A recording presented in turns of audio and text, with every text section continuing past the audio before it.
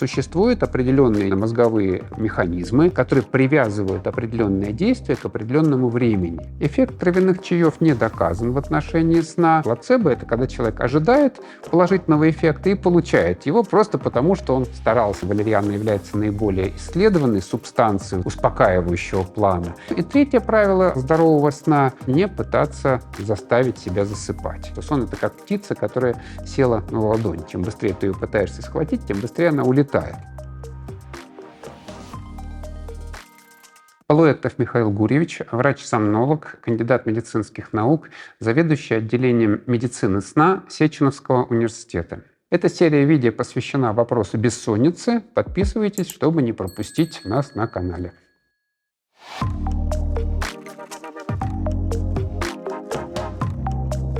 Из рекомендаций по улучшению качества сна я бы выделил несколько. Первое, самое главное, это установление режима сна и бодрствования. Вот возьмите за правило ложиться в определенное время и вставать в определенное время, чтобы ваш организм привыкал к этому времени, потому что существуют определенные действительно мозговые механизмы, которые привязывают определенное действие к определенному времени. И вот если вы привыкли в 22 часа ложиться спать, то ваш мозг уже знает на самом деле, что в это время уже ему нужно расслабляться и давать сигнал на расслабление всему организму. И именно в это время будет происходить наилучшим образом вхождение в сон. Второе правило — снижение активности перед сном. Час тишины.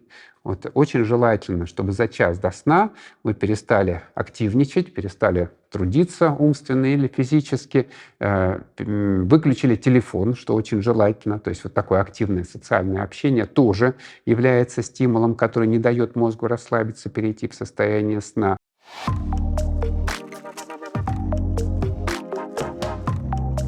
Просмотр телепередач, он может оказывать разное влияние в зависимости от привычек человека. Для кого-то такое бормотание телевизора является привычным ритуалом, который его отвлекает, успокаивает, а кого-то, наоборот, просмотр этих новостей, таких телепередач, фильмов перед сном заводит и не дает расслабиться. Поэтому лучше все-таки ограничивать приток вот такой стимулирующей информации. Вечером рекомендуется заняться чем-то, что вам приятно, что позволит вам расслабиться и переключиться с состояния бодрствования на состояние сна. Это второе правило, то есть обеспечить час тишины. Ну и третье правило здорового сна — это не пытаться заставить себя засыпать. Вот система регуляции сна устроена таким образом, что чем активнее мы пытаемся добиться сна, тем больше наша нервная система возбуждается, и тем труднее нам засыпать. Вот есть такое даже выражение, что сон — это как птица, которая села на ладонь. Чем быстрее ты ее пытаешься схватить, тем быстрее она улетает. Сон ваш никуда не денется, он придет, поскольку он запрограммирован генетически, он в вас сидит. Вы его лишиться не можете, только если вы будете очень сильно стараться, тогда вы его нарушите. И поэтому даже если вам не спится, лежите и знайте, что все равно сон придет. И ночью, если вы просыпаетесь и не можете уснуть, помните, что существуют вот эти полуторачасовые циклы сна. И если вы сейчас проснулись, видимо, ваш сон пошел на подъем, но все равно через полчаса наступит спад, и все равно вы естественным образом заснете. То есть не нужно ускорять эту ситуацию, она без вас сама прекрасно будет себя регулировать.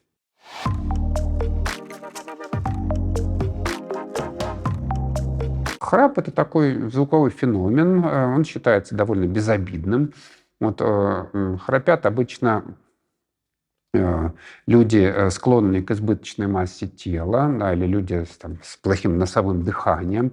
Храп свидетельствует о том, что вот воздух, который проходит в дыхательные пути во время вдоха, он идет слишком быстро, и из-за этой слишком большой скорости он начинает колебать те структуры глотки, которые неплотно прикреплены. Прежде всего, это язычок. Вот есть такое образование, он начинает вот так вот, как флажок, вибрировать и давать вот этот вот звук храпа.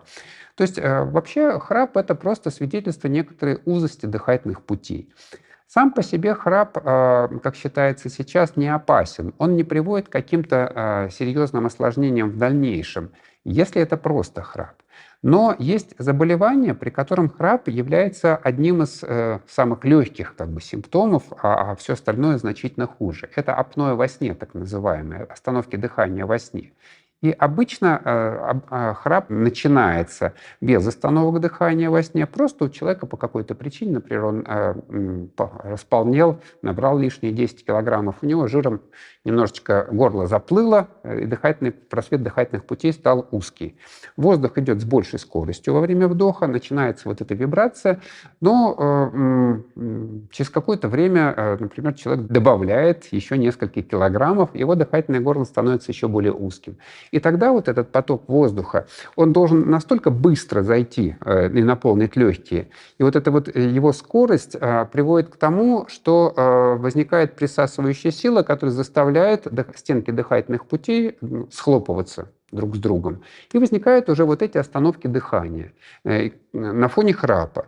И вот тогда действительно храп уже является не самостоятельным таким необычным феноменом, немножко раздражающим окружающих, а проблемой, которая указывает на то, что у этого человека есть вот эти остановки дыхания. А остановки дыхания — это ситуация не опасная для жизни, задохнуться невозможно. В это время всегда придет сигнал на пробуждение.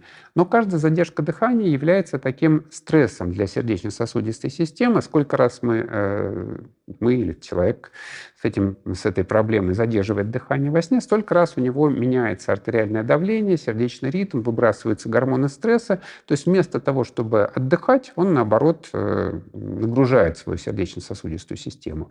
И это приводит к ее изнашиванию и развитию различных осложнений. Поэтому просто к храпу мы, специалисты по сну, относимся спокойно, но обязательно рекомендуем человеку с храпом пройти исследование сна, чтобы определить, нет ли у него более серьезной проблемы вот этой болезни остановок дыхания во сне, синдрома апноэ во сне.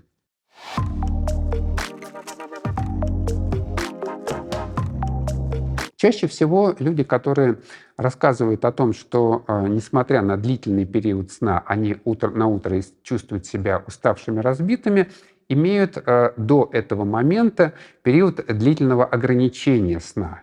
И вот такое ощущение замечательного сна, который наконец-то у них, так сказать, появилась возможность поспать, просто это эффект вот так называемой отдачи сна, когда им возвращается вот эта задолженность сна, но чтобы она полностью вернулась, им нужно несколько ночей так выспаться, может быть, неделю нужно так выспаться, и потом они уже не будут после такого сна испытывать усталости, поскольку вот этот долг сна будет выплачен.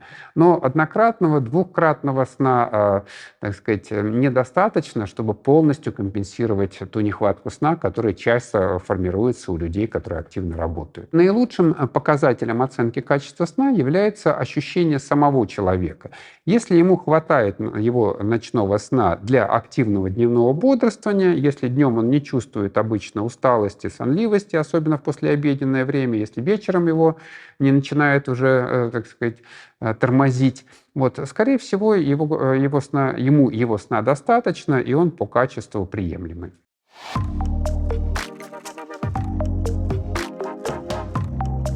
Есть, конечно, предположение, что там какие-то продукты, например, более сладкие, чуть-чуть ускоряют засыпание, даже такое исследование есть, но это совсем незначительный эффект. Плотная еда, слишком обильная, переполняющая желудок, да, она будет негативно влиять на сон, просто потому, что переполненный желудок будет, так сказать, давить на другие органы, затруднять дыхание и таким образом мешать засыпанию и вообще нарушать комфорт. А надеяться на то, что какая-то специфическая пища приведет к улучшению сна, нам не приходится, к сожалению.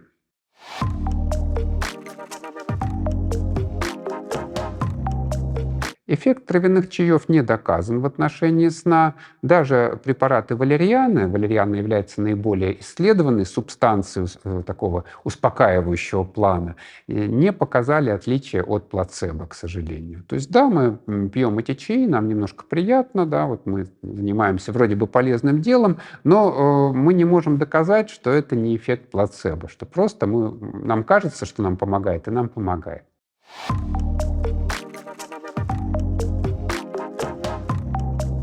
То же касается и различных витаминов, биологически активных добавок, там, комплексов минералов.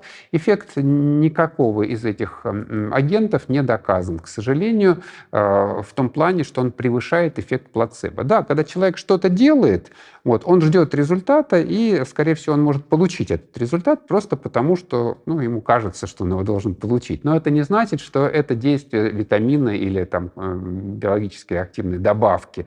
Вот.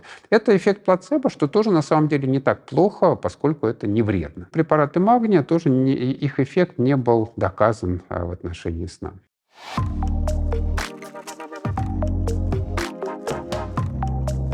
Эффект ушных вкладышей, которые уменьшают восприятие шума, действительно доказан для сна. По крайней мере, это в условиях больниц, реанимаций.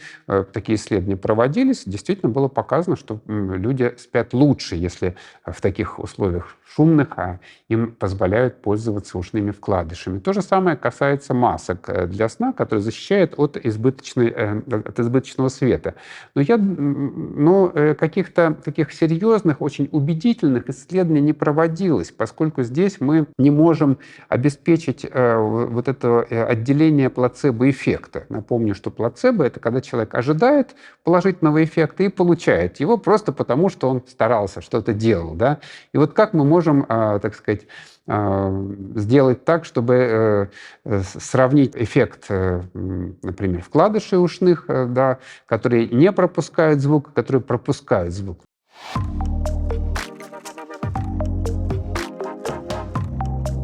Предотвращение ротового дыхания не улучшает качество сна, поскольку если человек открывает рот во сне, это значит, это рефлекторное такое выражение того, что ему не хватает воздуха, который он вдыхает. Значит, дыхательные пути слишком узкие, и как бы включается рефлекс на открытие максимального количества отверстий для доступа воздуха. То есть просто заклеив рот, мы не решим эту проблему, нужно искать причину, почему дыхательные пути сужены.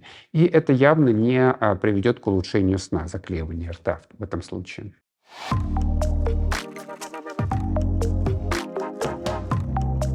Не установлено оптимального показателя температуры для сна.